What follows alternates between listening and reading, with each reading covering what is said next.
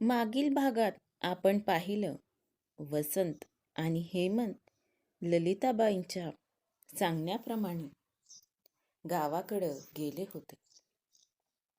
त्यांनी गावातला लग्न सोहळा अटेंड केला होता.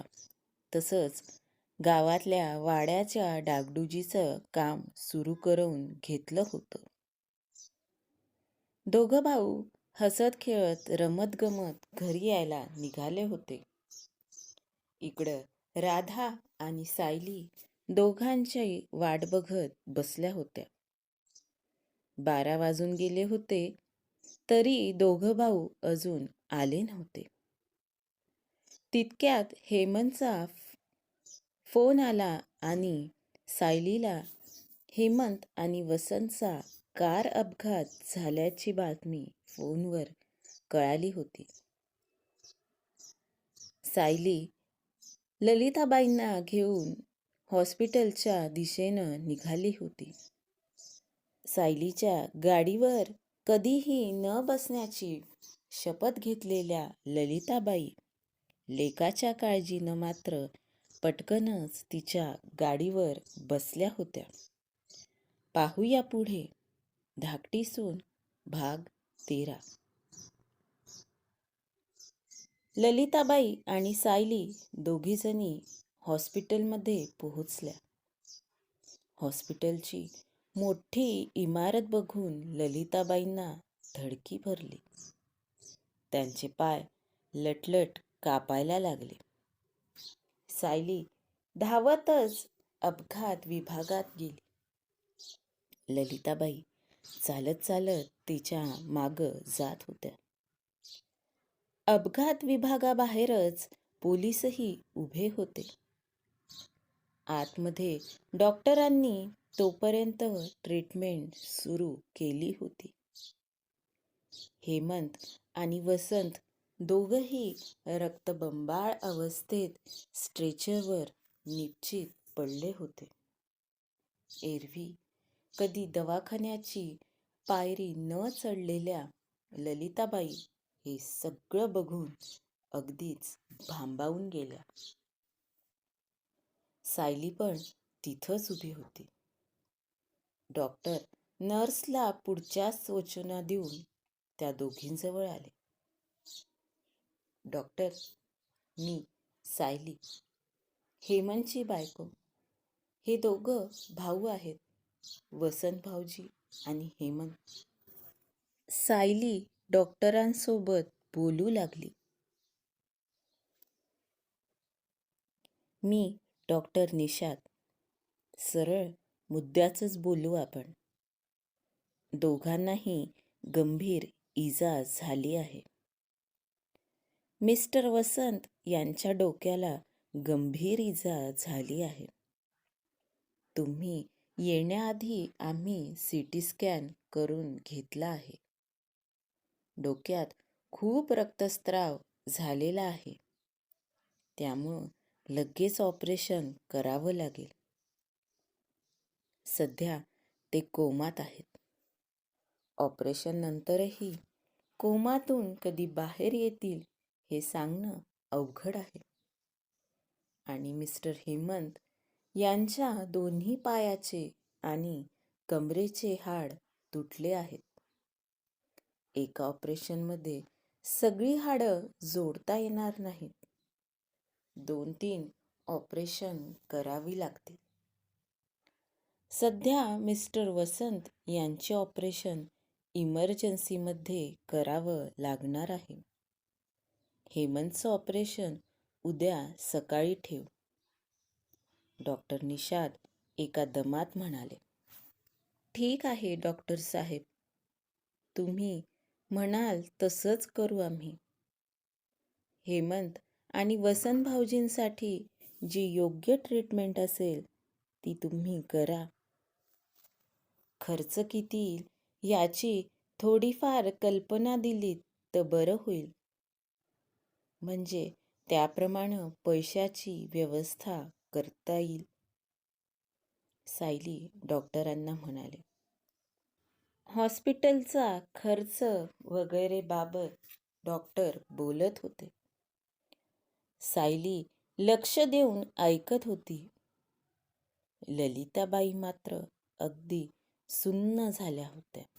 सायलीनं अगदी थोडे पैसे बाजूला ठेवून आणलेले सर्व पैसे दवाखान्यात भरले आणि वसंताला ताबडतोब ऑपरेशनसाठी हलवण्यात आले. हेमंतला इंटेन्सिव्ह केअर युनिटमध्ये ठेवण्यात आलं होतं. पोलिसांसोबत बोलण्यापासून अगदी इमर्जन्सी ऑपरेशन करायच्या कागदांवर सह्या करण्यापर्यंत सायली अगदी धीटपणे आल्या प्रसंगाला तोंड देत होती. ललिताबाईंना एकीकडं आपल्या मुलांची काळजी वाटत होती आणि एकीकडं सायलीच्या या धीटपणाचं, निर्णयक्षमतेचं कौतुक वाटत होतं.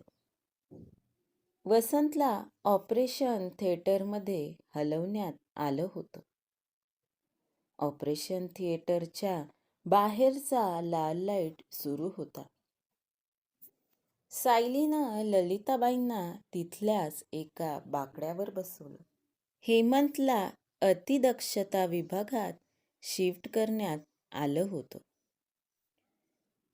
थोडंफार सगळं शांत झाल्यावर सायलीनं आपल्या मैत्रिणीला फोन लावला.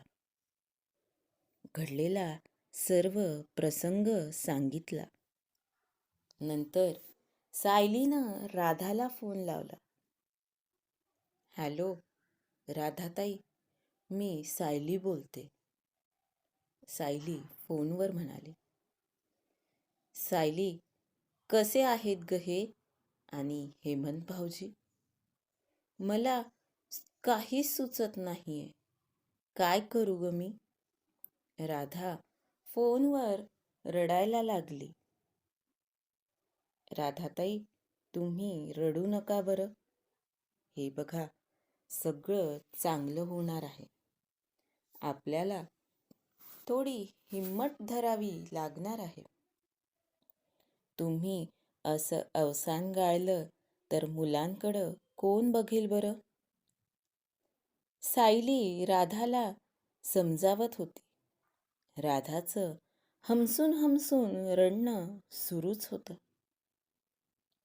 राधाताई, रडू नका प्लीज. तुम्हाला घरी सोबत म्हणून माझी एक मैत्रीण येते. संध्या आहे तिचं नाव. थोड्या वेळात पोहोचेलच. तुम्ही आराम करा आता. उद्या सकाळी आपण बोलू. इकडं सगळं ठीक आहे. सायलीनं राधासोबत बोलून फोन ठेवला. परत एकदा संध्याला फोन लावला. ती सायलीच्या घराच्या जवळच पोहोचली होती. राधाला सोबत झाली म्हणून सायलीच्या डोक्यावरचं एक टेन्शन थोडं कमी झालं होतं. सायली ललिताबाईंजवळ जाऊन बसली. इतका वेळ आपण खूप कडक स्वभावाच्या म्हणून ललिताबाईंनी मनाला खूप आवर घातला होता. पण त्यांचा अश्रूंचा बांध फुटलाच. सायलीच्या गळ्यात पडून त्या अगदी लहान बाळासारखं हमसून हमसून रडू लागल्या. सायलीनं मायेनं त्यांना समजावलं. आज त्यांना त्यांच्या सुनेत त्यांची आई दिसत होती. सायलीची मैत्रीण संध्या घरी पोहोचल्यामुळं राधाला खूप मोठा आधार वाटला. संध्यानं दुसऱ्या मैत्रिणींना फोन करून सांगितलं आणि त्यामुळं एवढ्या रात्री मनीषा आपल्या वडिलांना घेऊन तर सीमा आपल्या भावाला सोबत घेऊन दवाखान्यात पोहोचल्या. सायलीच्या मदतीला असे लोक धावून आलेले बघून ललिताबाईंनाही थोडा धीर आला. वसंताचं ऑपरेशन जवळपास 6 तास चाललं.